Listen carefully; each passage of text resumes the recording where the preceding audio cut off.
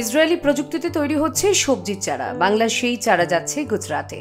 বাংলার কৃষকদের কাছেও এই উন্নত মানের গাছের চারার চাহিদা বিপুল। হুগলি জেলার চুঁচুড়াতেই রয়েছে রাজ্যের একমাত্র সবজি উৎকর্ষতা কেন্দ্র, যেখানে ইসরায়েলি প্রযুক্তিতে গাছের চারা তৈরি করা হয়। শীতকালীন সবজি থেকে capsicum, cherry tomato, lettuce, broccoli, রঙিন ফুল ও বাঁধাকপির চারা গাছ তৈরি হচ্ছে সেখানে।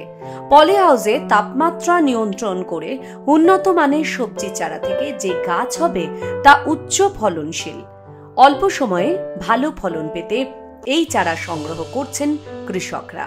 রাজ্যের বিভিন্ন জেলা থেকে কৃষকরা যেমন আসছেন, তেমনি কৃষি সমবায়গুলো কৃষকদের জন্য এই চারা নিয়ে যাচ্ছে। কৃষি আধিকারিক শুভদীপ নাথ জানান, মাটি ছাড়া কোকোপিটে এই চারা তৈরি করা হচ্ছে। সেখানে 10% ভার্মি কম্পোস্ট থাকছে। চৌকো প্লাগে চারা তৈরি করার সুবিধা হলো গাছের শিকড় এমনভাবে থাকে যাতে মাটিতে বসালে খুব তাড়াতাড়ি বড় হয়, ফলে ফলনও হয় খুব তাড়াতাড়ি। বাজারে সবজি যোগান দেওয়া যায় আগেই, কৃষক ভালো দাম পান।